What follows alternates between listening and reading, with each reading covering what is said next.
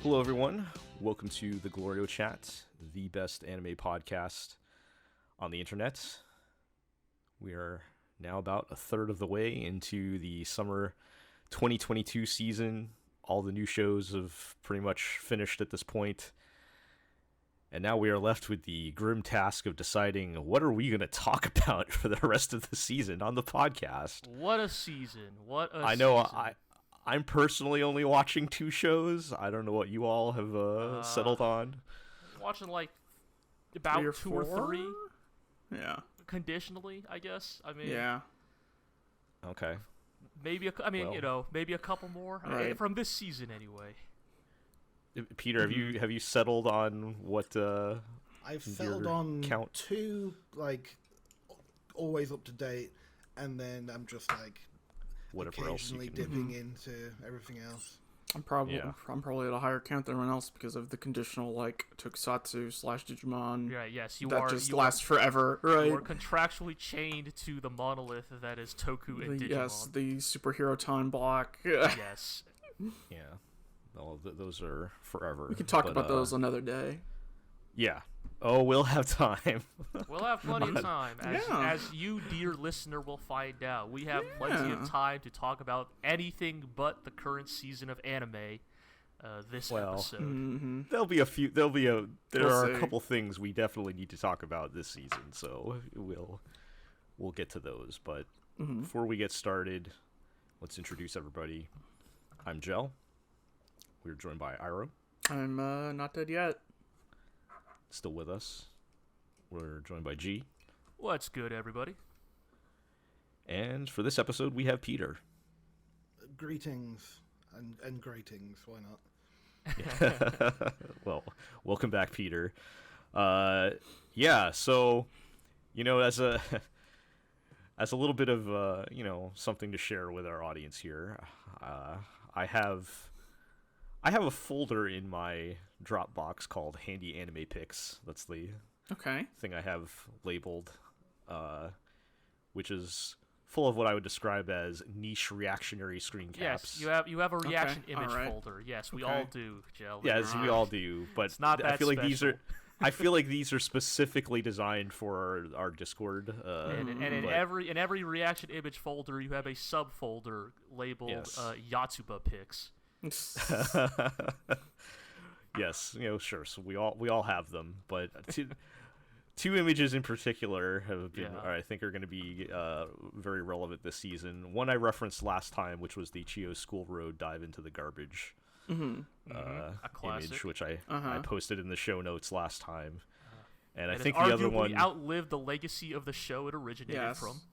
I did have to try to remember what it was named. I'll admit that. The other one I think will be popular this season is from Blood Blockade Battlefront. I have an image of Chain Sumeragi lovingly putting her arms around a full bag of garbage, hugging the garbage. What about the Animegatories? I hate this piece of shit anime. Yeah, that's evergreen. Yes. Here, I'll just post just as the reminder. This is the. I'll put that in the show notes, I'm sure. But yes, the energy, the current energy of the season for you, dear listener, because this is an audio podcast. Imagine an attractive, short-haired woman from a hit anime made by legendary mangaka.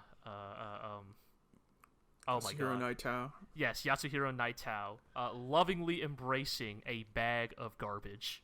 Yes, which. By the way, that was a fantastic episode. Just gonna great anime. Turns out Naitao good at what he does. It's almost the only reason why I'm willing to give that CG Trigun the time of day. Yeah, if you're looking for something to watch this season, you need some backlog. Blood Blockade Battlefront. I can say it. Bloodborne Bolognese. Yep, it's pretty good. Yes. But unfortunately, that is not airing this season. No, but that is pretty much the attitude, attitude towards the shows I'm watching, and probably the attitude you may need to take to enjoy the shows. I mean, this Photoshop Chain's face for either Chisato from Lycroris Recoil or the vampire girl from Call of the Night, and that's basically the energy of the season. Yeah, that's my my feeling on it anyway. But yeah, let's talk about the things that we are still watching here. So I did want to start with Peter, since we have not had you on yet for this season. I know you're a big fan of Shadow's House, which got season 2 this season, and I thought maybe we would check in. Yeah, I thought we maybe check in and see how season 2 is looking. Yeah, show us what you brought to class. So yeah, season 2. It's kind of interesting because tonally it feels quite a bit different than season 1. Really? Okay. A little bit. And part of that might be, I think I mentioned this on a few episodes ago, like back when Shadow's House was season 1 was airing. But when when season 1 ended, and then there was a season 2 announcement, the manga authors, Somato, didn't know that they were getting a second season. Right. I do recall hearing this. Yes. Yeah, and they were like they were involved in the first series, and they were sort of guiding the story, and it was slightly different to the manga, so that it could wrap up fairly nicely. But then they were like, "Oh, it's getting a season 2," so now they've sort of got to try and redirect back again to carry on with the story. And so they've sort of one of the things that was pretty consistent through the first season were the Star Bearers, who are like the living dolls who are sort of like not bosses, but like, I don't know if this is a concept in the US. Do you have like things like prefects in your like high schools and stuff?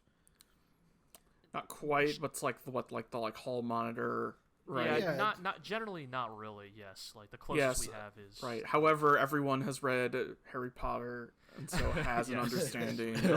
We all understood what a prefect is after reading Harry Potter, but no, the closest, like, it's interesting that you bring that up. It's like, now that I'm thinking about it, I don't think American schools really have a tradition of giving our kids any responsibility. I feel like the closest I could think of is how I was in like high school marching band, and the drum major had some measure of authority over everyone else. I think it's also maybe because, the American mindset is that if you give one amongst peers any degree of authority or like standing above the others, we will quickly descend upon them like vultures. You've just put a target on their back. Like, yeah. Well, in Shadow's House, the Star Bearers are essentially sort of the next level up from just the standard living dolls. So they're basically just prefects in that respect. So they keep an eye on everyone. They're kind of bossy and just sort of giving orders to people. And like all through season 1, we kind of hated them. Like they were not like the direct enemies, but they were pretty unpleasant and didn't have pretty much a single moment where they were seen as anything positive. And we also didn't see too many of the shadows in the main house. Like the story of season 1 is predominantly in the children's wing, so all the adults in the main house we see. And what we did see is them sort of like looking over and going, "Oh, look at how the children are doing," just sort of menacingly. Right. So season 2, well, first thing I'll say is, start of episode 1, there's no like reminder of what happened. There's no like previously on Shadow's House. There is no jump in.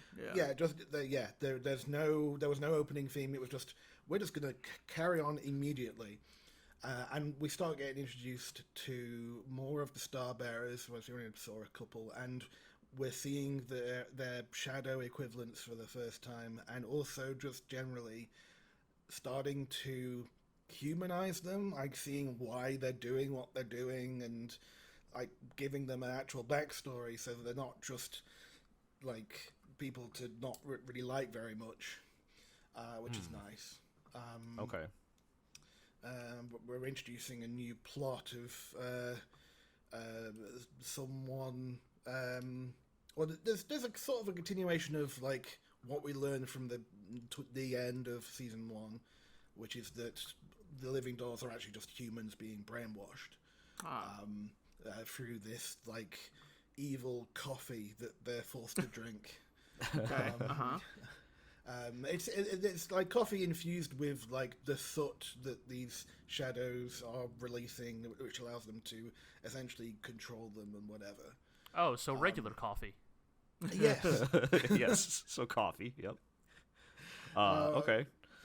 And so the sort of main protagonist, Emilico and Kate, are sort of trying to find out how to stop that being a thing because it's changing the personalities of her friends, and then we've also got some mysterious figure in a robe running about, like setting the sentient clouds of soot at people called Scorches or Phantoms if there's lots of them together, and there's quite a lot going on in season 2. So season 1 was a very slow burn. Season 2, there's just a lot going on.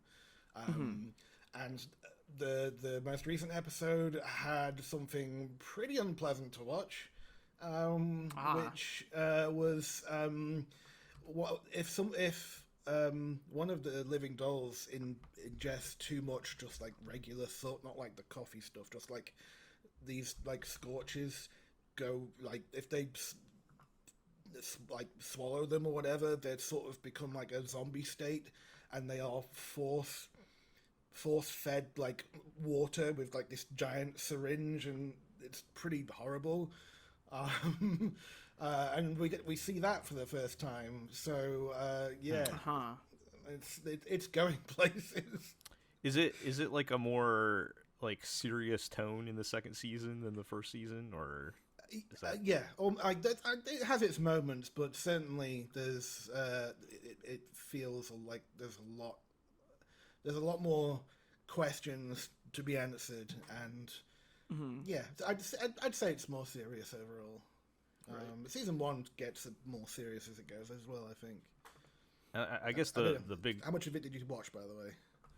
I think I watched the first like 2 episodes, maybe. Yeah. So not a whole lot of season 1, but I feel like I kind of got the general idea of the tone of the show. So I always felt like there was this like very creepy, almost horror vibe underneath everything, right? So like I could definitely see them leaning into that direction more. I guess the question, given the circumstances, like, does it feel rushed, like, or like are they actually pulling all of these plot elements together, or does it feel like, oh, we have to write a second season, throw the kitchen sink at everything? I guess, is it actually coming together? Or if we can even tell at this point after only a couple episodes, but that would be my biggest concern, hearing the circumstances of season 2. Yeah, it's I don't think it's too bad. Like we've got a few different plot lines, and they tend to flow reasonably well. I don't think they're really. It doesn't feel rushed, I think. I've certainly not felt like it's been rushed. They actually came up with a plan. Yeah. Right. Which is because this is like a manga adaptation, right? Yes. In fact, the first volume of the manga just came out in English in paperback, and one of the things now, that man. Yeah. I think it might have been digital for a while, but yeah, it's some like anime was reasonably popular. We better bring that over. I guess it was probably because there was the existing story. I guess it was a matter of making it work with the changes they made at the end of season 1. Right. That was the challenge. An interesting thing about the manga, though, and it's something that I got completely wrong, it turns out, I'd seen in a lot of places the manga in full color, and it is the manga is available in full color, but only on only in Weekly Young Jump in the app. Right. So when it's been released in actually published in paper, they don't do full color for that. Yeah, they've got a few pages as is pretty standard, but the rest of it is all black and white. And I had in my head that I'd be getting a full color thing, and turns out no. The only way to get that is that's for the premium stuff usually. Yeah. I'm sure it's a lot more expensive to print. I have I've used to work in the printing industry. I know it's a lot more expensive I have the, to print to color. I have the Bisque Hammer volumes, which they omnibus bundle 2 volumes into one book, and so, but they only have the color pages of the first given volume of the 2 that are bound together, and so it's you get halfway through, and it's oh, these would have been the color pages if they gave a shit. Is there a full color digital version? Not in English, as far as I'm aware, which is at least not officially. Okay. Right. Yeah. Okay. Iro, is there a full color version of Biscuit Hammer? Come on. Just don't be ridiculous. Yeah, I kind of knew the answer as I was saying that. Okay. So I mean that sounds like they're still maintaining the level of quality on that. If from what I'm hearing, I'd say so. Yeah, that's good to hear. We'll take any anything positives we can on this season. So sounds good. All right. Well, okay.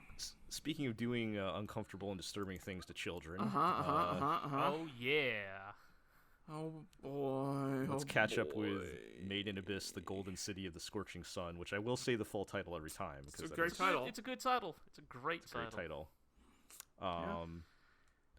How have things been going on that end? It continues to be a very well-made adaptation of those events from the manga. Right. We too are the ones who've read the manga, so yeah. I was gonna say. I mean, I guess it's really yeah. nothing really surprising you guys, but is there anything particularly notable about the last 2 episodes or anything that stands out? I guess to try to speak to the context of if you were going into this from only having watched the first season and the movie, the sort of main thrust of season 2 of Made in Abyss is that Riko, Reg, and Nanachi, enter the next level of the Abyss, in which they find that there is what appears to be a self-sufficient society, existing just past the point of no return, basically. Yes, specifically past the point of no return, right? So this is why people don't know about this town, this village, because if you know this village exists. You're certainly not going back to tell anyone about it. Right, yeah, I think we talked about last time, it's point of no return at this point, right? Yes, and sort of the way the dark bargains that one must make to survive in the Abyss is what begins to get explored here. So in the Village of Hollows, as we joked before, it is basically the town is the magical embodiment of anarcho-capitalism. The idea is that in this town, all things have value. Yes. And all things have objective value that cannot be denied, right? Because once you enter the town itself knows how much you measure value your existence. Yes, it can objectively measure your existence through what you value. And as a result, it has led to a society in which everything can be bargained for. Not just physical goods, but even experiences and memories and moments in your life can be bargained for if it has sufficient value. And it's almost like an exploration of maybe even hedonism taken to its logical conclusion of well, if this is the thing that you value the most in the world, and the town knows that objectively. It knows your heart. You cannot lie to yourself. This is the thing you value most. What will you do, and what will you give up to attain more of that which you value, basically? And the way, because it is made in Abyss, this is taken to its very upsetting logical conclusion. Right. There are characters, they're introduced to characters who are like, oh, well, this person's greatest value is they value the feeling of having tubes stuck through their body. Or this person values novelty. All they want in life is to experience new things. It doesn't matter what kind of thing it is. What they live for is a new experience every day at all costs.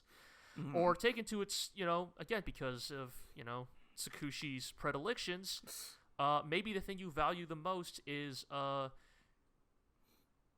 you want to be a living toilet that eats people's pee and poop. And thus, your body will evolve and morph to become a vessel which is most perfectly suited to that which you value. And, it's the thing of, like... Is that what Hideo Kojima was tweeting about when he was talking about Made in Abyss? We're going to quote him a couple times in this. So the thing about Made in podcast, Abyss is, like, again, the thing is that I think to a certain extent it can be argued that Tsukushi is both engaging in a sort of a perverse spectacle that pleases him personally in a rather egregious manner, but also it is being used as a fairly effective cudgel to make you understand that this is yet another layer of the Abyss, and it is strange and unknowable. Its rules don't make any sense, and our characters are forced to adapt to the best of their ability to survive, just like they have in all the previous layers of the Abyss, right? Yeah. Like, if previous threats were, of the, like, physical variety, right? Man versus nature, man versus man, man versus the environment, right? Then this is yet another threat, but on a more surreal and existential and abstract level. And it's in a lot of ways it is still thematically true to what Made in Abyss has always been. It's just that in the meat of what is being presented is a lot more upsetting to watch. Yes.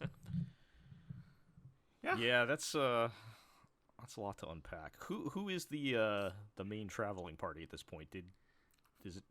Is it still just I can't remember their names now. Yes, Rico, Reg, and Nanachi. They've Yes. recruited a little furry creature after the movie. I couldn't remember if Nanachi went with them or not. She did. Yes. Okay.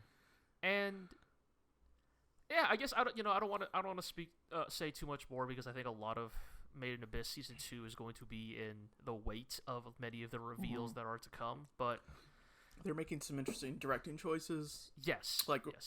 Us as people who have fuller context of this part of the story can look at how they're adapting things for anime and go, I see what you're doing there. Like, we kind of have an understanding, and so can see the kind of choices they're making for the pacing of an anime season.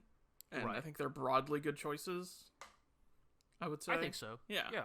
I think they are sensible choices, to the way they have arranged things to not only to make it more easier to understand for the viewer, but also, as we kind of alluded to last podcast, make it easier to handle for people who may or may not have, actually kept up with Made in Abyss in the last 3 to 5 years. It has been a little bit since Season 1, so... Yeah. All right, well, is the worst still yet to come on this, or? Oh yeah! Oh yes! Okay. Oh yeah, dude, we haven't even started. We haven't even scratched the surface. It's the thing that this show that Made in Abyss is so good at, that it is an unbelievably grotesque and upsetting show in a lot of ways, and there are things that I will just say that Iro and I have, we have chuckled amongst ourselves because of some of the speculation we have seen about certain characters in this new season. Oh, okay. Yeah. And we go, oh, that's so droll that you would think that. You sweet summer child. But also, it is reminding me that, like, for example, they meet these robotic... Well, okay, these robotic automatons are shown in the new layer of the Abyss, right? Mm-hmm. They're like, they're like 10 feet tall. They're like, proper big robots of a smaller variety. Mm-hmm. And the most notable thing about them is that they all bear sort of the same aesthetic design choices as Reg. Like, they all have a similar, like, style of helmet. Yes. And technology. But they are much more clearly robotic than Reg is. Right. And it's like one of those things of like, on one hand, you just got away from the scene with the upsetting living toilet, and then you see these cool robots. Yo, damn! What is the deal with those robots? So cool robot. Why do they look like Reg? Or why does Reg look like them? But also, why does Reg not look like them? Why is he human and these are clearly, like...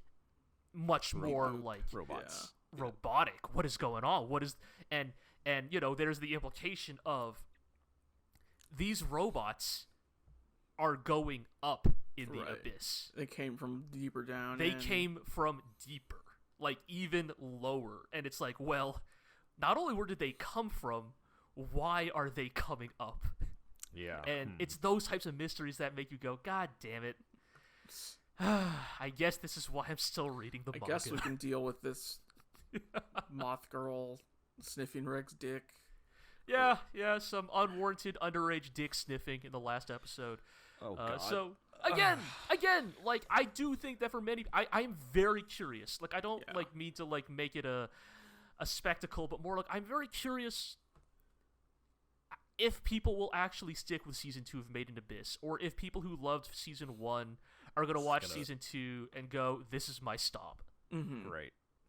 Yeah. That'll be interesting. I mean, as someone who already stopped, it'll be interesting to see the reactions. So, all right. Yeah. Let's move along, and let's talk about Call of the Night. Little side note. I thought about this after the last podcast. I was remembering that this is made by Leiden Films. It looks fantastic. Animation is great. And I was remembering way back to the early days of the GLORIO blog. Ayura? Is that right? Yes, I was remembering Ayura, the first like independent production that Leiden Films did. Yes. And that was I'm sure a lot of people don't remember Ayura. It was like a 2-minute short. People do remember Ayura, but they remember Ayura for highly specific reasons. Yes, it was a 2-minute short, which was about schoolgirls doing nothing, but it was basically an animation demo reel for Leiden Films, with some fantastic animation, and the most notorious being one of the girls very slowly taking her socks off. Oh yeah, yeah. Okay. And I was like, yeah, you know what? Here we are, like, almost 10 years later. They were the right studio for this. I think that that Call of Night makes... a lot of... Well, I mean, we've talked about the midriff shots last time. There actually was a specific sock scene in one of these episodes. I'm like, oh, right, Ayura. Yes, it all came back to me. But yeah, so Call of the Night, me diving into the trash again here. It's funny. I almost want to say it got kind of boring. Wow, really? Despite the fantastic production values and everything.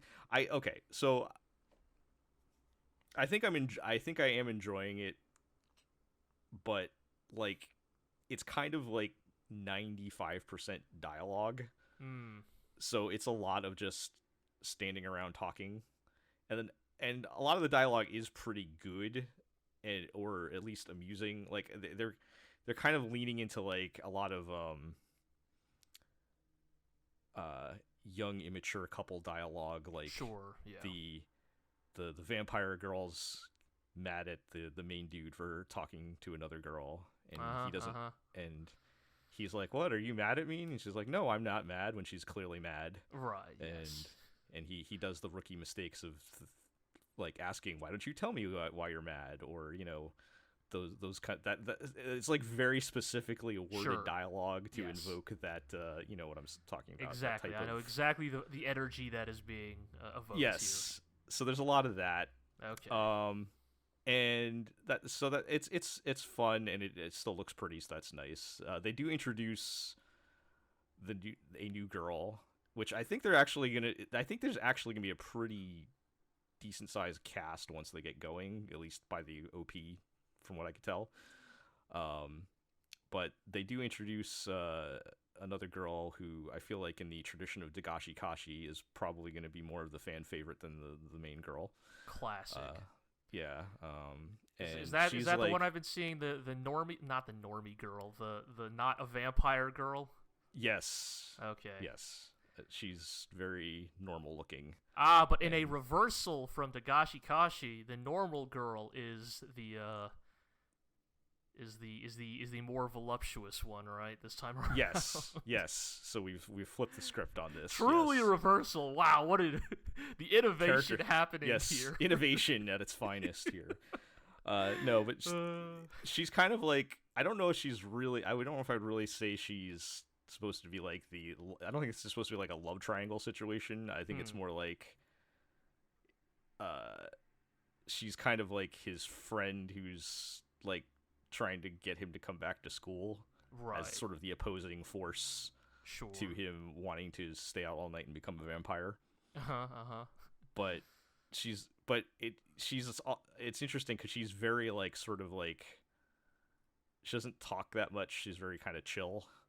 So she's not like yelling at him to come back to school. She's like, "Hey, you know, I think it'd be cool if you came back to school, man." Like, right. I mean, I can appreciate that, right? I mean, yes. In fact, that's probably a lot more relatable than yeah, you know, and like the usual way it's done. Like, her thing is like, she ends up waking up too early or something, so she's like leaving. She's like leaving the house as he's like coming in, so that's when their paths crossed. I see. But yeah. So it's an interesting shake-up to the dynamic, and you know, I think if they do add more cast members to keep things fresh, that'll help a lot. Because otherwise, if they did just keep it to where like it was the main two characters just talking, yeah, I guess for better or worse, you can only minutes. you can only do two people talking at nighttime for so long before. Yes, with the occasional, like, you know, very well animated flash of skin somewhere. Have they done any more of that yet? Anything not to quite. top the absurd mid-drift turnaround? No, nothing to that level. No. And in a way, I feel like they've maybe even dialed down the horniness a little bit. Interesting, sure. But yeah, it's still pretty fun. I think I'm still enjoying it. Yeah, I guess I'm curious about it because it's like, the way you describe it, it's I am generally like, well, where do you actually generate content for this show, right? Like, because you introduce a vampire, and so it's like, all right, it's going to be that kind of show, or is it, right? It's like, you know, I guess it's like, once you introduce the supernatural to a piece of work, it's like, well, that's got to escalate eventually, right? Like, eventually I'm going to assume more vampires show up, and whenever more vampires show up, vampires start beefing or whatever, right? It just feels like the inevitable thing, right? But if it hasn't done that yet, I guess I'm curious. I would be surprised if we didn't see more vampires, but I would also be surprised if there was just any action whatsoever in that regard. But yeah, I mean, I think right now the main driving force is, you know, he wants to fall in love with this vampire. Right, and, yes, and that is kind his of goal. philosophically trying to understand what that entails as a dumb 14-year-old boy. There's like a bit where she like kisses him to get some blood off of his mouth. Of course. You know, typical vampire stuff. And he's like, "Oh, well, she kissed me. I guess we're in love now." And he's like, "Go ahead, suck my blood. I'm gonna be a vampire." And then he's wondering, why am I not a vampire now? Not quite there yet, kid. Yeah, but you know what? Good hustle. You know, you're hustling more than I was at 14. So you know. Yeah, already getting a lot more action. But it's. I wish I could be more enthusiastic about it. No, but I kind of get it. It's the thing of like at this point, right? It's what, episode 5 at this point. Like, 4, yeah, we're 4 episodes. It's kind of like it now that you've gone past the 3-episode hump, right? Or it's sort of like, well, what's next, right? That's kind of always a question for so many of these anime, right? Is after you get past the initial like, you know, early introduction and setup of the premise, you know. I feel like most anime do, for better or worse, you know, in that like 4 through 8 stretch of episodes, they start to settle into a routine, and it's sort of like the question is, well, yeah, now what? can we make this interesting for another 9 episodes? I hope it gets more, or I don't know. I hope it becomes more of whatever you're hoping to get out of it, I guess. Yeah, we'll see. Even I'm not sure, based on your description, where a show like that goes. But this is important. Peter has reminded us that Ira also famous for having Steve Jobs in the OP. Oh, sure, okay. Yes, that was the other notable Ira. I forgot about that part of it. Sure, but yes, that was a fun little show. Again, only 2 minutes long, so it's a quick one. But yeah. All right, let's move along. Peter, I know you said you were still watching Yurei Deco, but G and Ira, have you watched any more of it? Yep. Yeah, we are. Okay. Sure have. I'll be curious to see, Peter, since we haven't had you on, what has can go first. Your opinion been on this? I feel like I'm gonna be the polar opposite to everyone else by the sound of it. Oh, that's fine. Yeah. I really like it. Cool. This is famous last words. Go on. No. I think Zig is also pretty high on it as well. So yeah. I don't know. Maybe I don't know. Maybe it's a regional thing. I think I'll reiterate from last time. I was very hard on this show, but it's not a situation.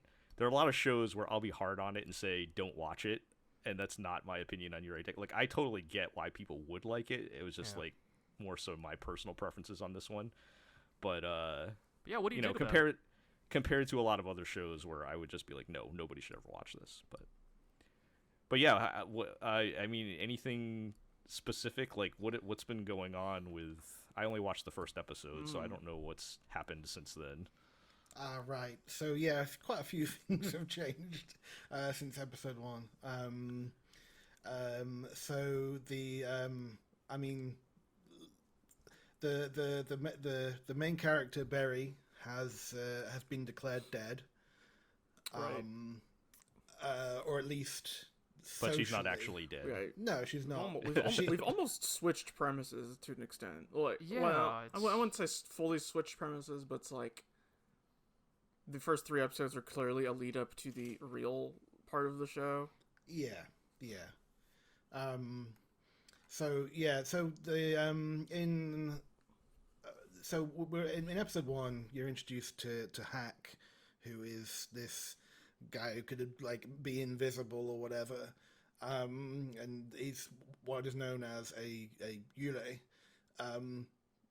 because he's not on like the mandatory system, like in I think it's episode 2 or 3 where Berry goes to like an optometrist sort of thing to get her like eye implant fixed, and there's like an ad on the TV in the background saying it's a pain-free process, by the way, it's mandatory, and you sort of go, oh, okay. And then that built up to eventually Berry becoming a Yurei, because she technically doesn't officially have access to anymore, but they can hack in and whatever to like change how she appears to everyone else. But because everyone's got these implants and stuff, if you're not on the system, you're just invisible, essentially. Kind of unpersoned by the government almost. Yeah. Like she gets declared dead and has to go live in the shanty town with all of the other people who are not on the grid. And then the premise of the show is now they are sort of detectives? Question mark. Yeah. Yeah, it's kind of almost become one of those, like, procedural type shows of, like, the gang's got a new job to do. You gotta right? solve today's internet crimes. It's a private eye almost sort of or, you know, format of, like, here's our client, here's the mystery or the case that needs to be solved. Mm-hmm. And in the process, we'll all learn something new about each other. Uh-huh. And about how the internet affects our lives. Yeah, it's sort of that thing, right? And I mean, the concept is pretty, like, dark when we're just talking about it here. Oh, totally, I get the yeah. impression that they're Absolutely. not quite leaning into that, or is that... No. To a certain extent, they are kind of, right? Like, with Barry, one of the main things is, like, I mean, she had parents. Like, she has parents, and she, ostensibly, she loves her parents. And as far as her parents know, she's dead. And Yes. there is no way to really safely let them know that she's alive and well. So it's like she has been unpersoned, and like she has been, functionally unpersoned to the degree that she is basically, functionally a ghost, right? Yes, like you're right. Yeah, she can look at them from afar and watch them mourn and be basically incapable of doing anything about it. And I guess, I don't know, it's not, again, like maybe like Gel, it's like, it's not that, like, we, like, I don't know, it's not like I hate the show or anything. I think maybe it's more just, like, the thing I said about it during the first look is, like, I love the type of dystopia it's trying to craft, and I think I like a lot of what it's trying to do thematically, but, there's something about its energy, its vibes, that I guess maybe I'm just not really here for. Like, there's like a whimsy, there's a twee whimsiness to it that I guess it's not really my scene, I guess, like every time Hack is like walking around making like choo choo noises and saying nerdy birdie, Sniffing butts. sniffing sniffing animals and shit, it's like I'm just like, all right, like I get thematically the story they're trying to tell, right? I mean, we literally caught up on the episode that aired today, minutes before the podcast, that is functionally about, like, misinformation and about how, like, at the end of the day, what is real and what isn't almost doesn't matter in an era that is so inundated with, like, an oversaturation of, like, external stimuli and data. And I get it. I totally do. In fact, I kind of like, on paper, That's a very interesting, relevant topic for our what the times. episode is doing, but also, like, I don't know. Also, these characters just kind of annoy me a lot. So Yeah. Hack seems to be a bit hit and miss on, like, you kind of want him to shut up, but then sometimes it's like, I don't know. Like, the thing about Hack, though, is that, like, she seems to have, like, she seems to do stuff that is, like, the sniffing butts thing is actually kind of interesting. Bear with me on this. Because, like, they're, like, in this, like, digital zoo, and all of the animals are robots, but with, like, the Deco, which is like just like a hologram around them or whatever. So they look like these animals, but they're actually just like a little robot or whatever. And Hack's going around sniffing their butts and like, these don't stink, is essentially what they're saying, because they're robots. They don't. Oh no, smell. I believe me, I totally get what they're doing with it. It's more just like, right, but then Hack sniffs the book, and which is real and physical, and goes, this does stink. Yeah. Haha, it's real. Maybe that is an aspect of it, is like, there's, again, I don't want to just lay this all at the feet of the notorious Dai Sato, but There's sometimes feels maybe it's just that there's aspects of the story that or the way that Yurei Deco is telling its story that just I can't help but feel a little bit of that patronizing like old man is telling me to touch grass, and it's like, yeah, dude, I know, I get it, like, but again, I think that's more a. Sorry, go ahead, Jill. It kind of feels like where almost all of these types of stories inevitably go, right? Right. And to be fair, it's true. We should all touch grass, of course. Yes. But it's that thing of like, again, I respect the story it's telling, and I think that like on paper it is largely succeeding at what it is setting out to do. I think it's just that for me personally, preferences. It's what it is selling to me personally. I'm not necessarily in the market for, but I do think that like on a technical level, right? Like this is a look, we all lived through Japan sinks, all right? Like this is a for Science Saru, this is a solid production. Mm-hmm. Yeah. Yeah. I think we had a commenter reminded me that if you want an obnoxiously colorful, bright anime about the dangers of social media and the internet, Gatchaman Crowds, probably right? watch Gatchaman Crowds. Oh, okay. I thought you were about to say Bell because that had just come out, but no. Which Gatchaman Crowds is great. Yeah. But again, this is not I'm not gonna say don't watch Yurei Deco. I mean, if anything, we're probably split here at the GLORIO blog on it, right? Yeah. And I mean, it's in a classic case. I feel like this has happened multiple times of, the cultured, high-minded Europeans clashing with us dumb Americans here. British Americans. Yeah, us dumb Americans here just don't get this kind of thing. I'm just kind of indifferent about Yurei Deco at this point, I guess. It's like, some parts of it I find interesting, but yes, I'm just like, I'm watching it, and I'm like, yeah, this is Yurei Deco. Yes, I should touch grass.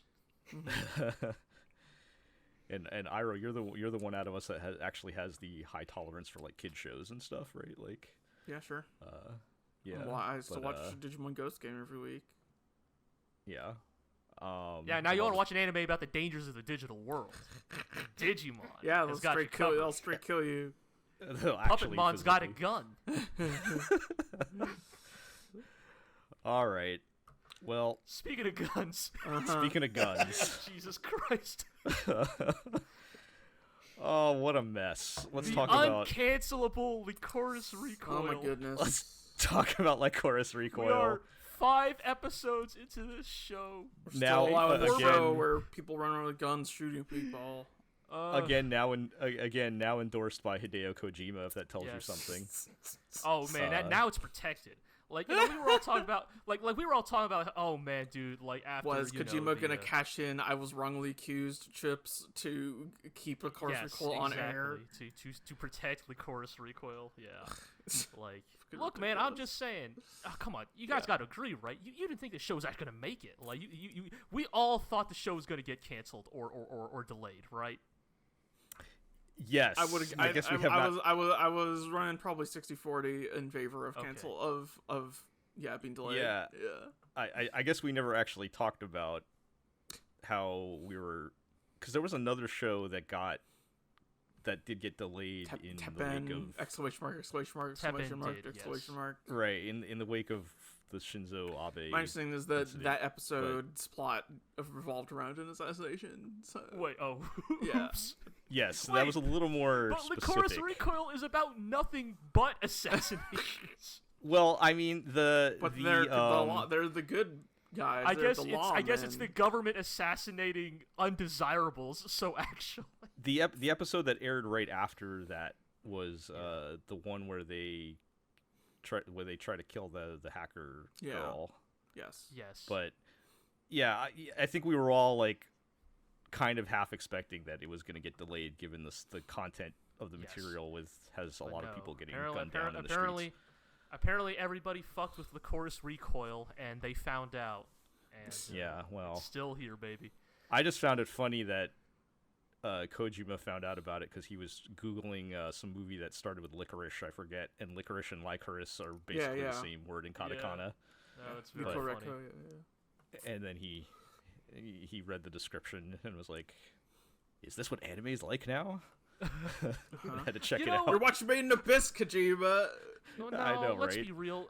Of all the people from Japan that we have ever heard of, Kojima is ironically to me the one least likely to watch anime. Yeah. Because he is too busy watching Western movies and hanging out with Western actors. That's true. Well, he picked two real interesting ones to be watching this season, I guess. But yeah, I guess to get into what actually happened in Lycroris Recoil these past couple of episodes. Oh boy, oh boy. I mean, if we want to talk about diving into the trash, you know what? Yeah, so I think if they want to do an episode entirely about Takina buying panties, whatever, let's go. I don't care at this point. I'm not gonna fight it.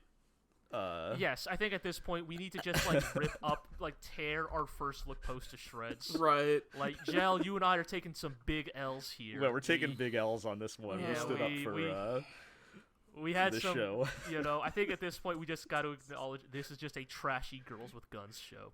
I'm just absolutely diving right in. That's all this is. It's the thing of I was joking with Eero, episode 4 of Lycroris Recoil where they go panties shopping because the premise is that Takina's underwear is too boring and functional. She wears boy shorts, which, by the way, is literally the hottest thing I've found out about Takina in this show so far. But I digress.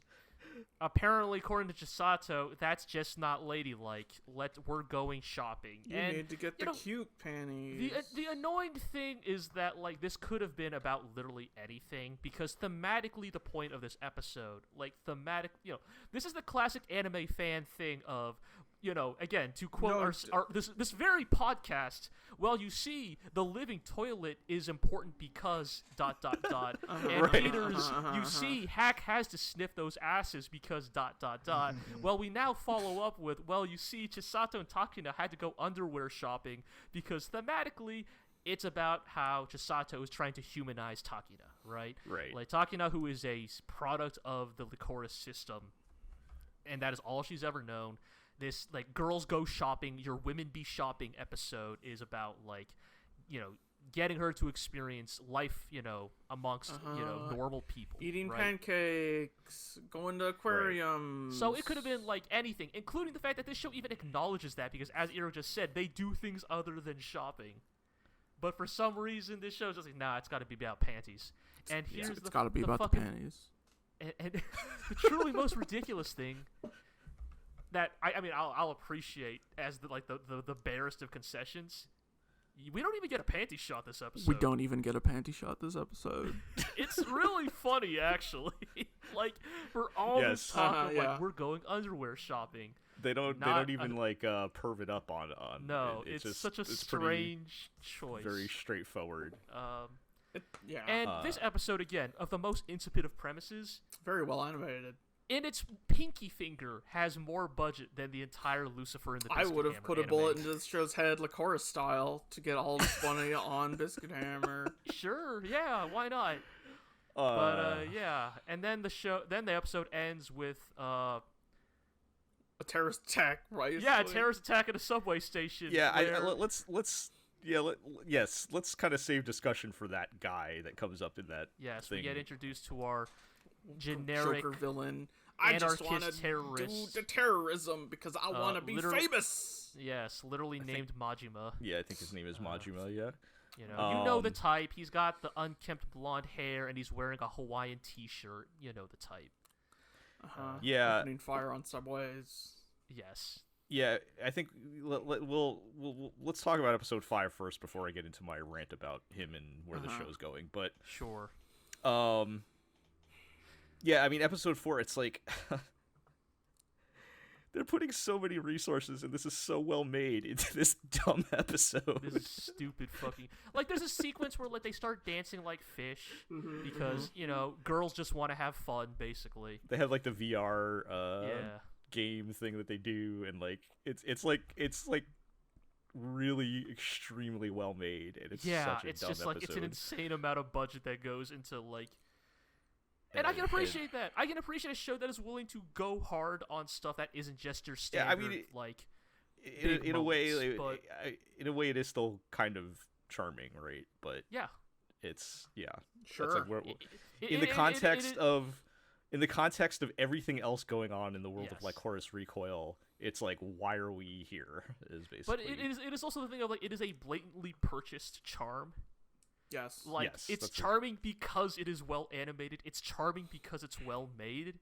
Mm-hmm. It's charming because it paid to be charming, and it's like right. The little details that they sneak in and everything is what makes it very interesting. Yeah. But let's get into episode 5, the latest episode. Things get weird again. Yes, the girls are hired to bodyguard an old infirm man and his speech machine and wheelchair. Stephen Hawking style. I'm hooked up like that guy from Deadly Premonition. Yes, so says Mr. Stewart. And they just like casually, matter of fact, reveal that Chisato has an artificial heart. Okay, so I was kind of too scared to throw this out earlier. Yeah. Okay. But they were definitely dropping hints that were making me think Chisato was either a robot or a cyborg or something. And I feel like she probably has more than just. I still feel like she probably has more than just the robot heart. I could see that. I could definitely see that. I mean, like sorry, go ahead. They tried to explain away the dodging bullets. I still don't think that's meant to be a human. See, she can keep so calm. Yeah, and like there was a bit in this episode where she sees the police chief and he's like, "Wow, I'm surprised you could see me from there." And she's like, "I have very good eyes." And I'm like, So yeah, you're thinking she's got like the full suite of cybernetics? I think there might be even more to be revealed with Chisato. I could definitely see going in that direction, right? I mean, there's already the implication of she did something at the Tokyo Tower that led to it being the way it is, right? Right. And is it a thing of like, did she get RoboCopped at the end of the Tokyo Tower? That's kind of what it feels like. We have the technology. Like, did she go down in a hail of gunfire and was just like completely obliterated? And it's just like, damn, but she's the best Lycroris, right? She's the legendary Lycroris. Like, we can't lose her. She's too valuable. I think there was even a bit where the boss guy at the cafe like referred to her as that thing at some point.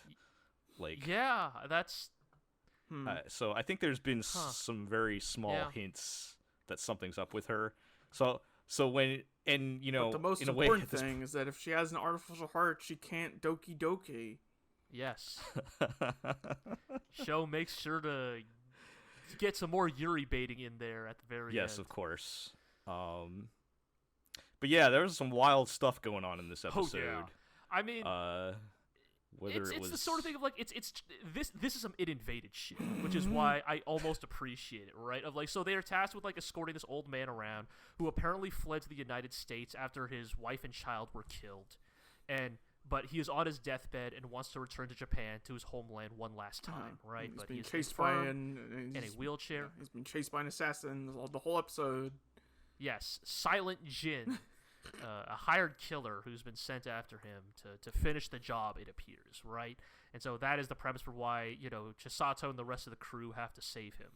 And that's all well and good. That's your standard just like, assassin of the week shenanigans. Mm-hmm. Yeah. And then you get the real reveal, which is that actually this is an elaborate false flag operation to trick the Lycroris into killing Silent Jin, it would appear. Yes. Because it turns out that the old man is in fact a catatonic hospital patient. They weekend at Bernie's him, right? They weekend at Bernie'd a dude. Yeah. They just put him in a remote controlled wheelchair and had an open Discord channel. Through, yeah. Yeah. And that's the part where I go, okay, that's an episode of It Invaded right there. I mean, I think it's stuff like that that's keeping us. That's what's keeping us into this. Yeah, right? it's the insane conspiracy stuff that in Invaded will almost certainly not actually pan out or make good on the conspiracy it's alluding to. Of course it won't. But if it keeps doing crazy shit like this, that'll at least get me to go. Okay, All yeah, right. I'll Okay, watch sure. I'll watch 12 episodes of this. Yeah, Whatever. Yeah, let's go. I don't care anymore.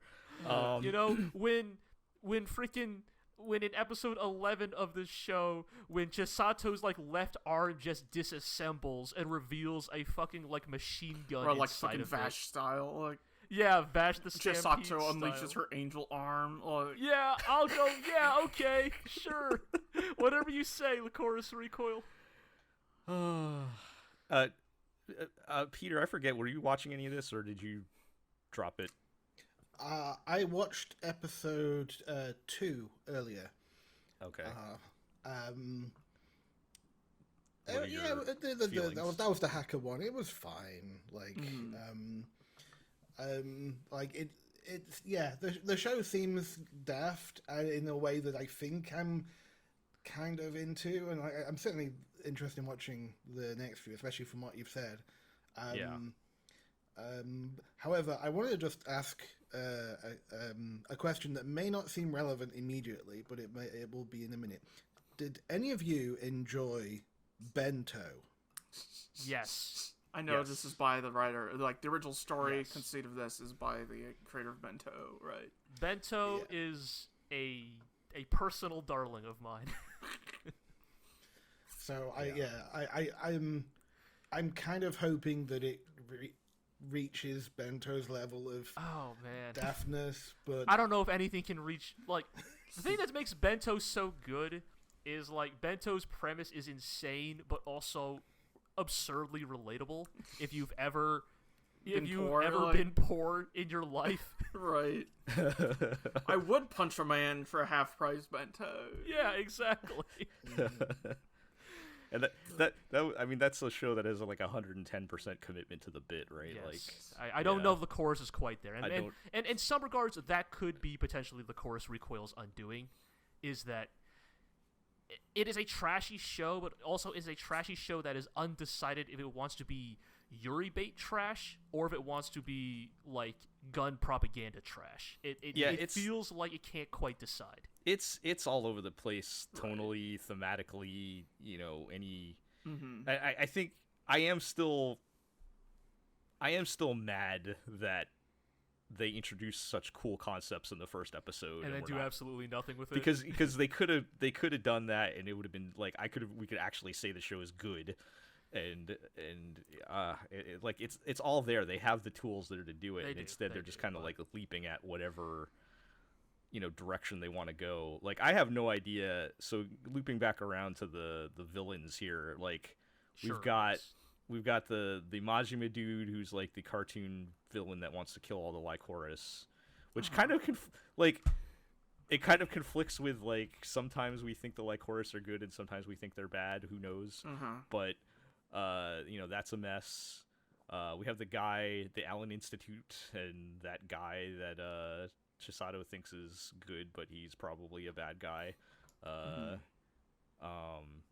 feel like I'm leaving off somebody else off of the potential villain list, but none of these like thematically go together at all. Right. Like, they're just like we're randomly throwing in all these bad people to fight, and like the whole thing is just like with just a little bit of tweaking you could make something out of this, but they're really not. It needs going to go. anywhere. I don't know. I go full Birdie way. I don't know. Just lean all the way into it. And then if you're not gonna take any of this seriously, then just like let's go all out, unshackle yourself. Do the unleash your true like Birdie form. Wing. And just embrace the madness. Fire your blue bullet or whatever. I don't know. Yeah, and like as wild as some of the things that have happened have been, like I feel like we're still not at that level yet either with it. So yeah, I don't know. Yeah. That said, I'm still pretty into watching it every week.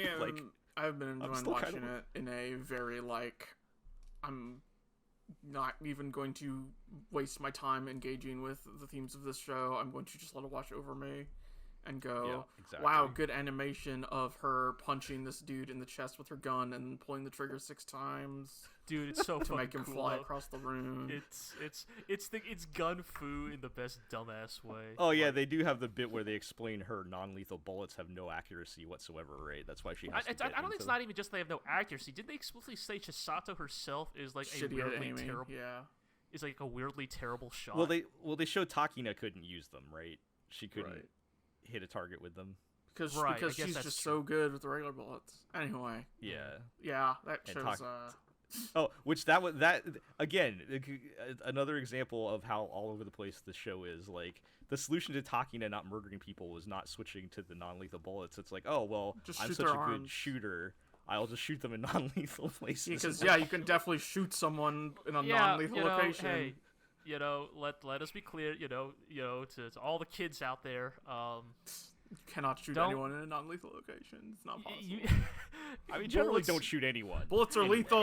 but- A, don't shoot people. B, bullets are inherently lethal. It's kind of hard to not be lethal with bullets. They're made to kill. Yeah, but I feel like feel like there was a point in this show where it would have just been like, no, shooting people is bad, and then instead they decide to like hand wave. Well, we'll let Takina continue to shoot people, but she'll just shoot. Or we'll just have the thing of like it's. I feel like they're doing the Leonardo only ever kicks people thing of Right, like, Leonardo here got fucking swords. Takina just has to either only hit people's limbs or just not even be able to hit people in the first place. Right. Like, you have this episode with Silent Jin where like right. she just doesn't hit him. She just can't hit him, right? That's your explanation for why he gets to get out of this episode alive. Yeah. Well, I guess we'll see when she's not fighting like a master assassin or whatever, Yeah. and when we get back to fighting regular henchmen. But we will see. But yeah, I mean, even like we end with the Majima thing where he's Running over girls. Just brutally murdering one of the Lycroris girls. Yeah. And it's like, at one point, the Lycroris were showed as sort of this like creepy. They were almost like creepy in the beginning, right? Like, Yeah. like this like. And there's been insinuation that they're not totally above board, and now they're like flipping over to, oh, look at this evil guy killing Lycroris. He must be stopped.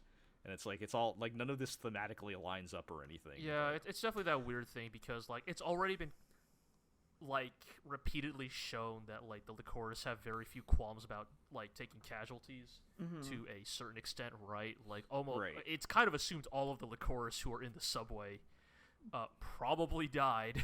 Yeah. Yes. Right. Yeah, like, yeah. They make it. They kind of make a thing out of that too. Like, and it's like you're bringing all these things up, and you're not doing anything with them. You're just bringing them up. And yeah, what a so mess. I mean that's the thing, right? This is kind of what we say, right? Like this is a show that was like it's like a I don't know. It's like an NFL level football player playing in like a high school football game. Of like you have all the resources, you have all the talent and all the skill, and this is what you chose to do with it. Is like it's an insanely unambitious show to the point where it's kind of mind-boggling, but it's still so well made. It's like, damn, he's playing great football out there. I mean, his competition are literal children, but he's playing a really good game of ball out there. Well, Wow. I'll still watch it. In this What else are season, we gonna watch? Yeah. What else are we hit the end gonna of- watch? Yes, as we hit the end of shows that we've actually been watching from this current season, and we still have nearly a half an hour left of this podcast. Let's pull back the curtain. It's backlog time, Yes, baby. Oh my as has goodness. become our tradition in slow seasons where we are not watching a whole lot, it's time to hit the backlog. Hell yeah. And I did want to catch up a little bit from the last time we had backlog. You guys were watching Gun, Sword, and the Big O, and Yes. you've long since finished those. Indeed. But I Been want to saving give this you for- I want to give you the opportunity to Yeah. share some parting words Yeah. for those two shows. Well, I don't know. Iro, as the person who was at least new to one of these shows, we were both new to Gun Sword. Do you have any prevailing thoughts about this pair of shows we watched? The Big O is really cool and interesting. It's very one of a kind, I think. Like, while I would describe Gun Sword as like a very typical 3 out of 5 mech show from the mid-aughts, right? It's like Big O sort of defies that kind of easy classification because it is so weird and one of a kind. It is a mecha anime that, for better or worse, I think defies all expectation. I suppose is the way I would put it. Yeah. But yeah, it was interesting watching these two hand in hand. It's not like we picked these because they were thematically related. I was just in the mood for rewatching The Big O, and Iro had never seen it. And there are scenes from the video game Super Robot Wars 30 that had me go, maybe I should watch Gun Sword. And it was also sort of the palate cleanser from that other show you watched, right? I don't remember the name of it now. Kyokai Senki? Back Arrow? Back Arrow. Back Arrow. That's right. Yes. God. Yes, because Back Arrow and Gun Sword were both directed by Goro Taniguchi. Yes. And we were largely very disappointed with Back Arrow. Yeah. Like, it is a show that is clearly trying to be a trashy early 2000s mecha anime and just fails at it, completely. Whereas Gun Sword is, I think, yes, as Iro kind of alluded to, it is the platonic ideal of the 3 out of 5, early 2000s mecha anime. It's dumb and kind of crass, and it doesn't really have anything, meaningful or interesting to say, but it's pretty fun all the way through. And I would even, I'll do Gun Sword first so we can save more time for Big O. But I think the thing that is kind of interesting about Gun Sword is, for as, goofy and dumb as the show is, it is, weirdly smart and clever in some highly specific ways. It knows what kind of show it is. Yes. And, it's a revenge story, right? It is about a man named Van trying to get revenge on a man with a claw who murdered his wife, right? Super basic premise. And the thing that sort of makes it interesting, right, is, the multitudes of people who try to convince Van of the classic trope of revenge won't fulfill you, it won't satisfy you, it won't actually, you'll never move on if all you care about is revenge. And the thing the show uses as its primary defense against that rhetoric is that Van is really stupid. And rhetoric doesn't work on him. When told, well, what are you going to do after you get your revenge, I'll figure it out after I get my revenge. And yes, Van just says, I don't know, I'll figure it out later. And it's like, wow, that might actually be the most galaxy-brained response to that question I've ever heard in any media that tries to dig into, revenge and the cycle of it and all that shit. And it kind of works, right? Because I think we are also used to the very, if you kill him, you'll be just as bad as him. Right. The whole, well, if you kill a killer, the number of killers stays the same. To which Van cleverly responds, no, because I'm killing a guy who has killed thousands of people, and I'll only have killed one. And even though I don't know how to do math, I think that works out in my favor. Yeah, and that show was. It works for me, It's silly. It's definitely There's some great moments, Shout outs to Eldora Soul, the very much old man. Yes, Gaogai Gar XP in that show. They have a lot of fun with that character. There's a lot of good fun moments towards the end there. But yeah, it is what it is, right? There's not really much to dig into there beyond just it's a fun show from that era. Yeah. And I thought it was as for Big O, the thing about the Big O, if you've watched it before, you kind of know the reputation around it of the first season is this wonderful, evocative cyber noir setting, that never really gives you a satisfying answer because it is a show that asks, can you run entirely on vibes? And Big O's answer is almost. And I say almost because of the second season, which is widely disliked by the fandom, generally. Most people do not like the second season because Due to executive meddling from Cartoon Network, the second season was told it had to answer the question of what is the deal with the Big O. Right. And the answer, turns out, like with most mysteries, is not that satisfying. But Right. the thing that makes it, I think, I'm a lot more forgiving of it now, is that the answer it gives is not satisfying, but it is interesting. And, Right. you know, again, this could just be the Kyokai Senki effect, but, like, I found myself much warmer towards the Big O this time because it tries some really audacious, ambitious things in its second season. It arguably does not succeed, but Right. it leads to some truly interesting content. Yeah. It's I think it lands better than like interpretation it suggested to me. Like, I think for better or worse, the reputation of its second season has probably been outsized at this point, right? It's just, as time passes, people, you know, feelings both positive and negative tend to get amplified, right? Sure. As all the nuance disappears from your memory. Yeah. But yeah, it's there's nothing like it. You're like noir, mecha stuff. Yeah. It's a cool show. I truly do miss it in a lot of ways because you do look at it and, you know, I know I'm the cynical mecha fan who's like, mecha will never be good again, but I still occasionally get good mecha anime. Sure, you know, Grand Belm was a few years That's ago. true, yeah. I was about to say we've hit a point where it's like, I was going to say, like, yeah, of course, there's stuff like Grand Realm now, but I sort of get the vibe that we've hit a point where with mecha, you can't really put too many other genres in next to mecha anymore as much. It is at this point it's such a niche genre that it kind of has to just be what it is, even to retain the audience it has. Right. And as a result, but you know, I think this is why I feel like, you know, I acknowledge the context and the nuance of when I complain about mecha anime in its current state, but I don't feel I'm exaggerating when I say they will never make anything like the Big O ever again. Like, it is truly a relic of its era, and that era is now long gone. Yeah. Just it's a good show, though. I'll just add, you guys can't keep using Kyokai Senki as an excuse for bad mecha anime. Just watch us. You gotta let that one go at some point, guys. I can't and I won't. That show is so bad. I don't understand why it was allowed to exist. All right.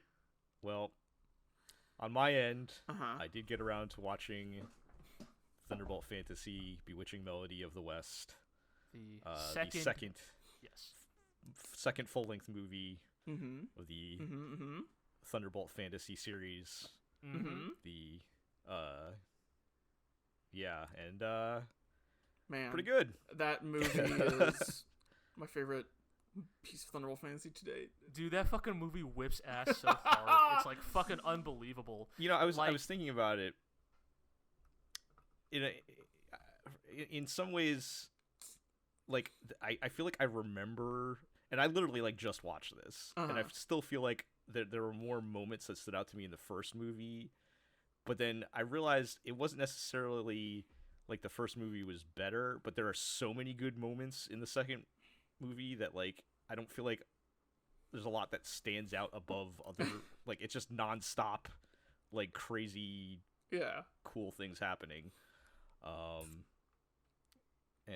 You know, the movie, of course, being the backstory of we see TM Revolution had a hard life. Played a comically hard childhood. Yes, played music at the bar in a wacky montage. And apparently has godlike powers. The production values of this movie, dude, it's like you would think, like, oh man, it's puppets, like how much more of a budget bump could you get for puppetry? They got real water, and then if you are a nerd for practical effects, and yes, Thunderbolt Fantasy does have some CG, but at its core, it's practical effects, right? Yes, just like my one of my favorite things is the behind the scenes stuff they showed during Where the this credits. dude just picks up one of the guard puppets and hurls like it straight slams it to the down. ground. Yeah, as hard it's as so he good. can. It's so good. And yeah, it's just, like there's so many sequences you could talk about in that movie, right? Like I think of course the standout for a lot of people is when Rofuyo and I can't remember her name, the female bard. I don't remember any of their names because they changed the subtitles yes. give the actual Chinese, right? Chinese, yes. Chinese Well, the names. lady bard shows up, right? yes, And they do that duet Yes. where they're like fucking spinning in the air, playing what is eventually revealed to be the main theme of the movie. yes, Like, killing hundreds of other puppets. Yes.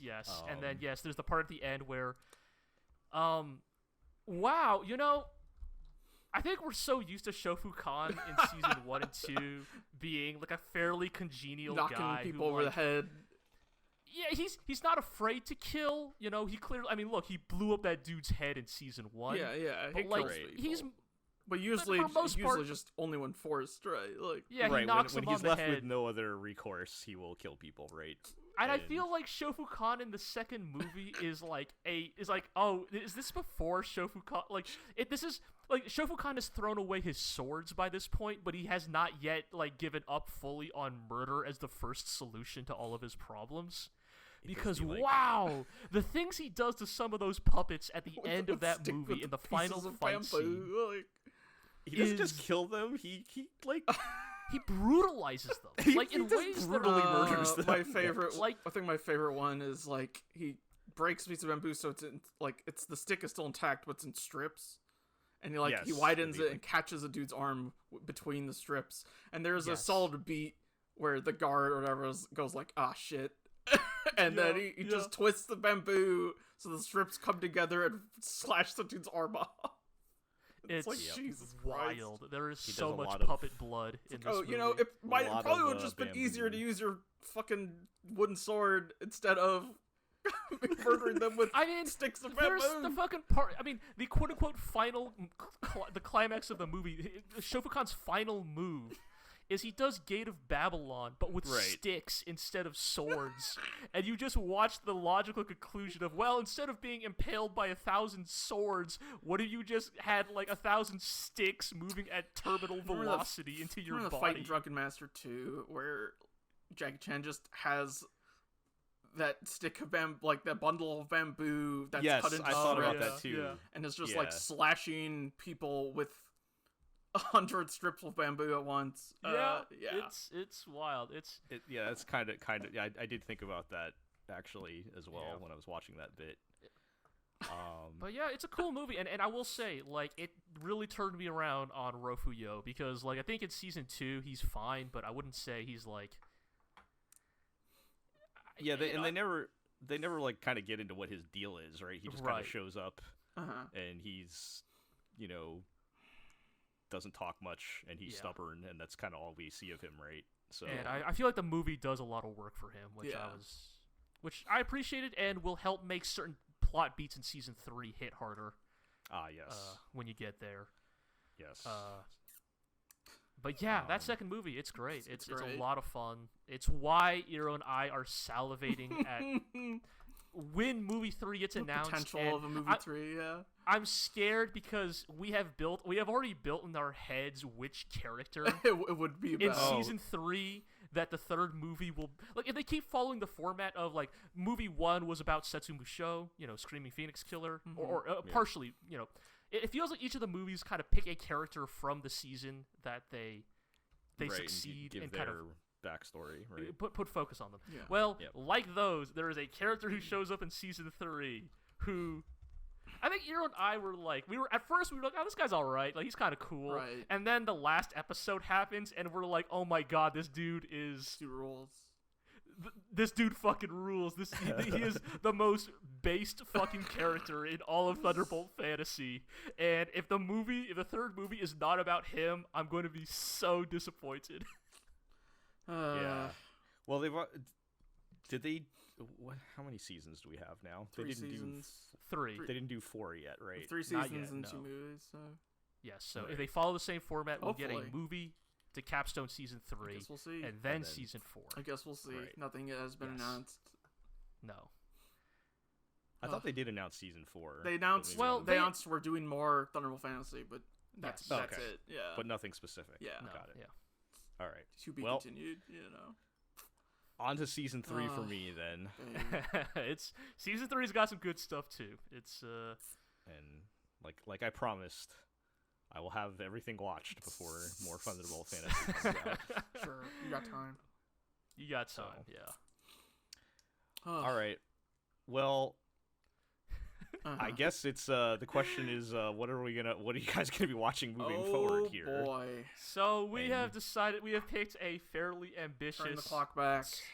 strange little project for us, and we are going to be doing, I guess, what we are now calling the Non-Gundam Tomino Power Hour. Yeah, between the production of the original Mobile Suit Gundam and the production of Mobile Suit Zeta Gundam, there were multiple mech shows produced by Sunrise and directed by Yoshiki Tomino that were not Gundam, including Space Runaway Ideon, Comet Mecha Xabungle, Aura Battler Dunbine, and Heavy Metal L-Gaim, and we are watching the latter 3. Yes. So to again, that is combat, and we are watching them in Round well, robin. they'll be listed here in chronological order, Yeah. right? So Combat Mecha Xabungle was produced in 1982. Aura Battler Dunbine in 1983, and Heavy Metal L-Gaim in 1984. By the way, these are all 50-episode anime, which really reminds you, wow, they used to work Around the fucking clock. around the clock back in the day. Jesus Christ. That's Tomino wild. directed all 3 of these shows. Are you watching these simultaneously, or are you Yeah. taking them one at a time? We're doing like one episode of each, and then So simultaneously, running it back, basically. you Yeah, know. we're doing round robin. So Okay. we have now watched 5 episodes of all 3 of these anime, and boy, they are a really interesting 3 to watch in the context of better understanding Tomino's career post Gundam. I guess we'll start with Right. Xabungle, which Iro has Yes, watched I've but seen is new to Xabungle. me. yeah. Xabungle is Xabungle, maybe most famously these days, would be known as it is the anime that Hiroyuki Imaishi cited as one of his biggest inspirations. Right. The first half of Gurren Lagann is very Xabungle, while the second half Yes. is more Getter. Robo, Yeah. yes. And Xabungle, it's about a guy named Jiron on this vaguely a space western Western-y, planet. yeah. And he meets, a group of broadly well-meaning thieves who help him out in a bad spot, and they sort of get wrapped up in hijinks, right? Like Jiron and the crew want to steal a giant robot, the Xabungle, which Yes, leads to Jiron wants to steal a walker machine. And a walker machine for an initially unknown ambition goal. Which leads to some very funny moments, like the episode 2 preview at the end of episode 1. Which I don't know why this is the funniest shit in the world to me, but the next episode preview is talking about them trying to steal the Xabungle, and so it says, next time on Xabungle, we got Xabungle, which I was very much a fan of. yes. But yeah, the thing about Xabungle is that it is largely a comedy. Like, it Yes, is an lots of- intentionally comedic series. lots of slapstick and just dumb hijinks. Yeah, like it's not the usual Tomino thing of being unintentionally funny. This is Tomino being funny on purpose, which has led to I think Iro has now known because he has watched it that I am beginning to realize is Tomino has actually always had a pretty good sense of humor, and Yes. suddenly a lot of those moments you see in his other shows that people attribute to wacky Tomino-isms are actually probably highly intentional Yeah. because. As far back as Xabungle, he's shown to clearly have a knack for good slapstick comedy, and in a lot of ways, Imaishi taking inspiration from him makes a ton of sense. Oh yeah. because Especially you see- as we get later in Xabungle, there's some stuff that's like, oh, you that's see a lot of it. totally. I will say, based on the first 5 episodes we've watched, again, these are 40 to 50 episode anme, so Yeah. we can't really get into every single episode, and we kind of don't need to anyways because this era of storytelling was a lot less compressed, right? Like things kind of Yeah. just lingered. now that we've gotten past the first 3 episodes, as the preview told us, they got Xabungle. It has sort of settled into a very specific format. But we are introduced to maybe one of the funniest, zaniest world-building things in Xabungle. Yes, this is... yeah. It is revealed that the reason why Jiron wants to steal a Xabungle is he wants to get revenge on a cowboy named Timp Sharon, who murdered his parents. Yes. And more importantly, Timp Sharon murdered his parents a week ago, which is, in the world of Xabungle, a utterly laughable concept. It makes Jiron instantly a social pariah, the lowest of the low. It makes him pathetic, inept, unmasculine. Basically, think of every possible negative connotation you could throw at a person, and that's what Jiron is now. And the reason for this... So yes, the reason is, in the world of Xabungle, they have a rule, which is... Yes. If you can't if somebody wrongs you and you can't get even within 3 days, it's forgiven. It is instantly your forgiven. wanted timer turns off. Yes, you literally have a GTA wanted timer. And so it's really, really funny. I think one of the best early jokes in the Yes, it's insanely funny because everybody treats it like normal, which is the point of the joke, right? Is that Jiron is your standard anime protagonist who wants revenge for the people who killed his parents. And everybody's like, dude, it's been 7 days. What are you going to whine? What the fuck is wrong with you, man? You're going to cry like a little piss baby? Your parents have already been dead for over a week. It's your own fault for not fixing it in 3 days. It's insane, and it leans fully into the this planet is just a full-on hive of scum and villainy, scumbag shithole planet where life is cheap and people live fast and die hard. Tim Sharon's literally that was last week. Why do you care? Yeah, and they specifically call out Jiron for being a hypocrite because he stole the Xabungle and he is trying to hold out for 3 days because if he can hold on to Xabungle for 3 days, then legally it's now his. And everybody's like, you fucking loser, you hypocrite. You want us to help you steal Xabungle for 3 days, but you want revenge for something that happened over a week ago? You're so lame. You're absolutely pathetic. Wow. It's so goofy, but I love it.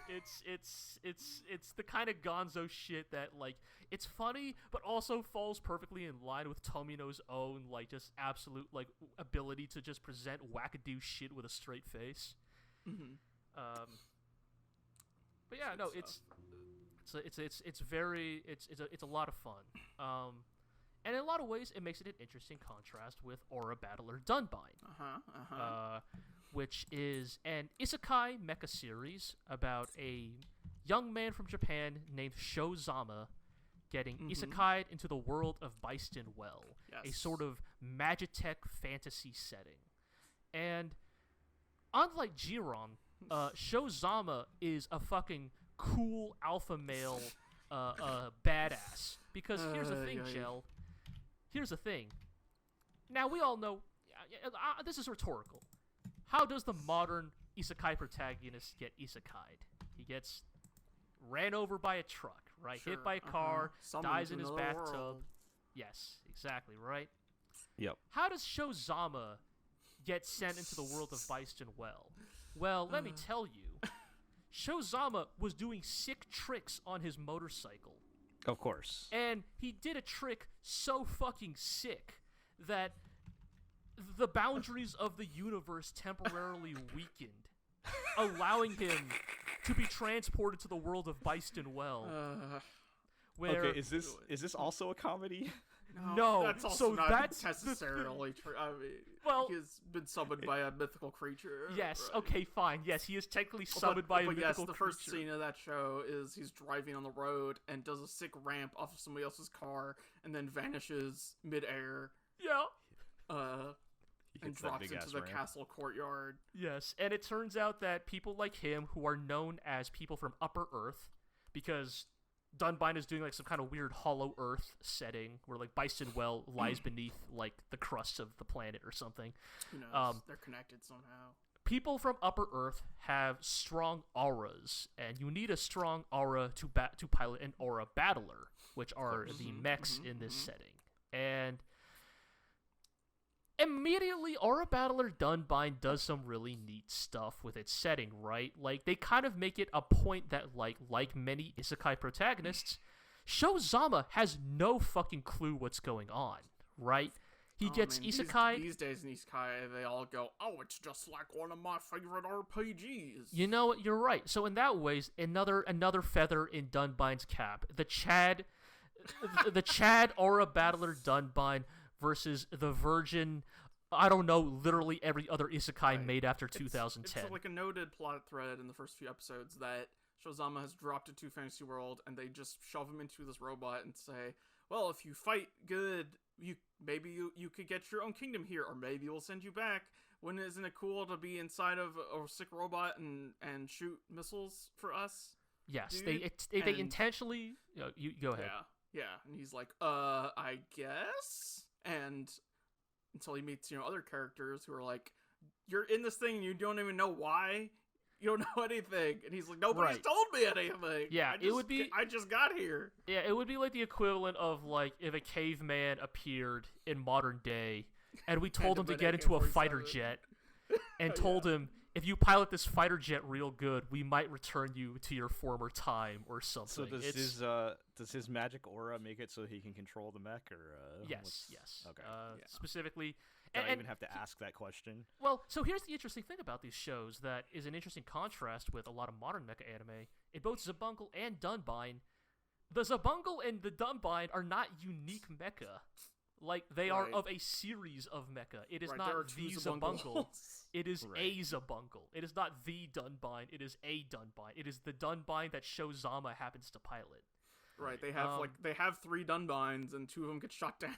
Well, yes, they had 3 Dunbines. Now we're down to 1, but But yeah, so there's this interesting thing, right? Of they're already leaning into this idea of like, well, actually, isekai protagonists make for great shock troopers because they tend to have like zero emotional or moral connection to the world. So we can just throw them into a robot and tell them to kill our political enemies, and they tend to just do it without asking. Right.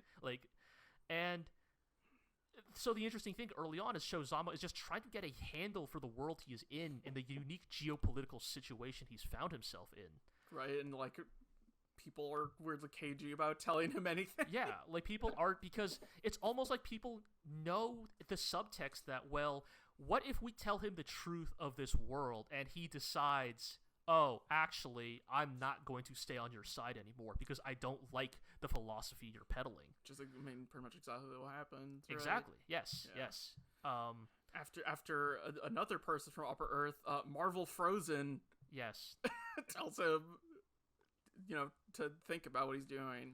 By the way, also all of these Tomino shows, crazy names, and we have not even gotten to the craziest yet. Shozama. That's a given. For example, we know that the Aura Battlers were built and designed by Shot Weapon from California. Of course. Which they specifically state, yes, the great mecha scientist Shot Weapon from California. But, but yeah, so, like, it's sort of interesting, another aspect of it is, like, well, these people are isekai'd into this world, but they are not all isekai'd from the same place. Right. There is another person who has been isekai'd there named Todd Guinness from America. And he is an American in the 80s. And thus, he is virulently racist to the Japanese. He literally calls Shozama a racial slur multiple times in the first episode. And it's like, it's that thing of like, only Tomino would truly understand that even being isekai to a world that has no connection to our modern one, that old prejudices would endure regardless of time and place. And yeah, the last thing I'll say about Dunbine is maybe the strangest thing about Dunbine, of the 3 we are watching, is that Dunbine is like just weirdly kind of normal. It just feels like a show, like a regular show, right? Like, it's just a mecha anime from the 80s. Like, right. Like, Xabungle is a comedy. We'll have some words to say about L-Gaim, don't worry. Whereas Dunbine is just kind of like, yeah, it's a hero gets in the robot and they go on adventures. Yep. You know, There's episode 5 or 4 or 5 literally opens like after we've had this gigantic first 4 episode plot arc, right, where Shozama defects from the nation he started in and is now going with the heroes. The next episode preview is just like, this side character is being chased by a giant bird. Oh no! Shozama's got to get into the new toy to stop the bird. Yes, it's just filler. It's pure filler. It's unabashedly just filler, and it's like, yes. Remember That's how when shows used to be. Remember when anime used to be 50 episodes and Yes, they just had to come up with shit? 50 episodes to fill, right? Yeah. Okay. But it's cool. What about the last Heavy Metal L-Gaim is, if Xabungle is funny. Okay, if Xabungle is funny and Jiron is a beta. God damn it. If Dunbine is normal and is an alpha. L-Gaim is the most Sigma male grind set anime I have seen in a little bit. Vomit thinking about this, but yeah. This is a show of pure peaks and valleys, and as a result, while we were initially maybe the coldest to L-Gaim at first, 5 episodes in, Iro, I don't know about you, but L-Gaim is rising up the ranks quickly. It's just so chaotic. Like, I have no idea what to expect. Yeah. From any given episode of L-Gaim. It's like this is sort of a space opera-like setting. We're in the Pentagonus system, which has 5 planets, as you might expect. Yes. And the main character, Daba Myrode, has his L-Gaim on basically a space truck. And I don't know what the fuck they're doing. In the first episode, they get jumped by bandits. They kill some bandits, and one of the bandits is like, they're like, oh man, you're dying, man, can I help you? And this bandit says, no, it's too late for me, I've gone to med school, I know, take this cash card and deliver it to Amandra Commandra. And Daba Myrode's like, well, okay, we have to honor my this grandpa told me I always have to honor man's dying wish. I guess we'll take this cash card to Amandra Commandra. Again, a man named Amandra Commandra. And again, you're almost glossed I remember over seeing it. that screenshot you guys posted. Yeah, like you're almost glossed over it. These guys, let me be clear, they get jumped by bandits, and these bandits look like they're Fist of the North Star, like goons, yeah. Goons and hockey pads and spikes, right? And this dude is bleeding out, and he's like, believe me, kid, I went to med school. I know I'm a goner. And it's like, I can't tell if it's a joke or like it's meant to be like some like Tomino-esque statement on the state of the world that a med student would be forced to banditry in this world. I don't fucking know. And the thing with Tomino, and that's what makes L-Gaim truly the most chaotic, is I'm not sure which. But yeah, so it's kind of a space opera setting. There's talks of like the world is like ruled by this legendary god emperor and like his temple knights who like rule the world with an iron fist. And the thing about L-Gaim is like its energy is like insanely chaotic. Like it constantly bounces between like po-faced like military space opera and then just some of the absolute wackiest shit I've ever seen in my life. Like as we, as Ira alluded to, at the end of every episode other than the first, every episode ends with a King of Fighters like here comes a new challenger bit at the end of every episode showing off like a new character who will show up in the next episode. And like it's just or new stage or yes, and we thought, okay, well, they've introduced a new character every time, but like you're gonna run out of characters. And so yes, at the end of episode 5, instead of here comes a new character, it's coming to the next stage. Space. The space. It's insane. Like yeah. And the characters' names, I think, are intentionally even crazier than the usual Tomino shit, right? Like, there's a Amandra Commandra and Daba Myrode, but we were also introduced to Gavlet Gable, the Coming Man. we were recently introduced to Gaha Lisi and Nemo Han. It's all over the place, and like, just don't know what to make of it, honestly. Yeah, but also I can't help but really like it. Like, L-Gaim is your Gundam equivalent in this show, but every time L-Gaim fights, takes hits, right? Like, yeah. The bad guys are weirdly canny at figuring out what to do to fuck up L-Gaim. Like, its armor is impervious to all conventional weapons, so they start aiming for, like, parts of its joints that become, like, exposed when it, like, turns on its jump jets, right? Or, like, how it has a beam cannon, but to fire the beam cannon, it has a cable that has to actually be plugged directly into L-Gaim to fire. So the bandits are just like, well, what if we just shoot the cable? And it totally works. You can't shoot the gun anymore because they cut the line. And it's like weirdly smart action choreography for a mecha anime from this time period that I wasn't expecting. Well, taking cover, but L-Gaim is so strong that it shoots through cover. Right. Yeah, like it's really surprisingly intense mecha choreography for 1984. So it'll do shit like that, and then it'll, like, in the next episode, Gable, the Coming Man, will steal their lunch.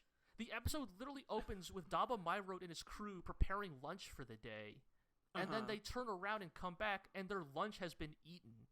And they're like, who could have done this? And then this fucking James from Pokemon-looking motherfucker, Lawrence Gloucester from Fire Emblem Three Houses, standing on top of a hill with the sun at his back, is like, ha ha ha, it was I, Gablet Gable. By the lunch way, wasn't very good. Your lunch was pretty mid. And then Daba Myrote is like, I'll kill you. Not only because you stole our lunch, but because you said it didn't taste very good. I will literally take out my freaking Star Wars lightsaber and cut you where you stand. I'm looking at art of this, and I'm like, does he have a lightsaber? He does. Yeah. And then Gablet Gable later joins the bandits who tried to kill Daba in the earlier episodes, and they're like, why are you trying to kill this guy? What beef do you have with him? And Gablet's response is, well, they got very mad when I insulted their lunch. Thus, Daba Myrote must perish. And it's like,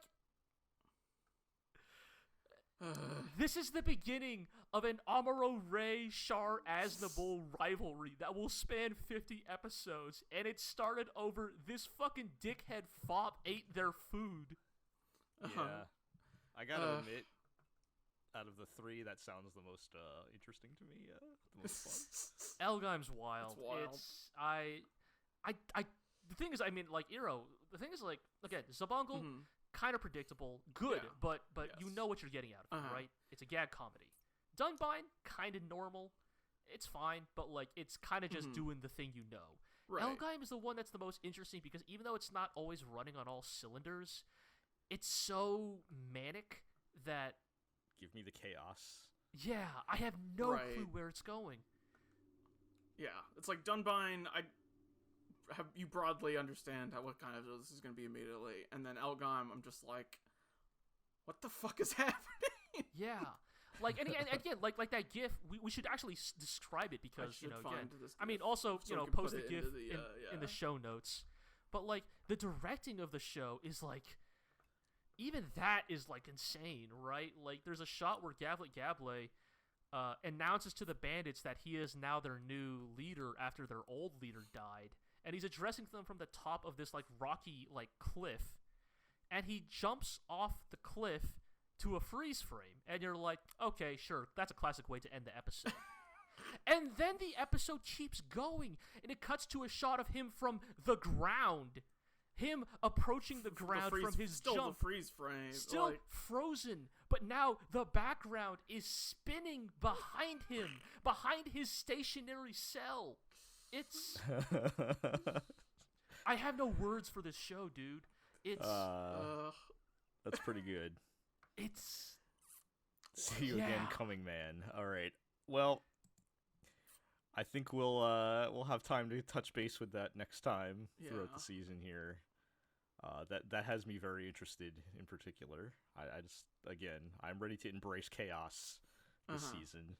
So that sounds like fun. Yeah. All right. Well, That's backlog. that's the backlog. And it's 50 episodes. Oh All these are like boy. 50 episodes show, so this backlog will be with us for a little bit. Yeah. All right. Well, that'll do it for this episode at least. So we'll wrap things up with our housekeeping. You can check us out at theglorioblog.com. You can subscribe to the podcast on iTunes, Google Play, Spotify, Amazon Music, Podbean, Stitcher, and of course YouTube. You can like, comment, subscribe, ring that bell, leave us some 5-star reviews, all that good stuff. Tell your friends, tell your enemies, and we'll catch everybody next time.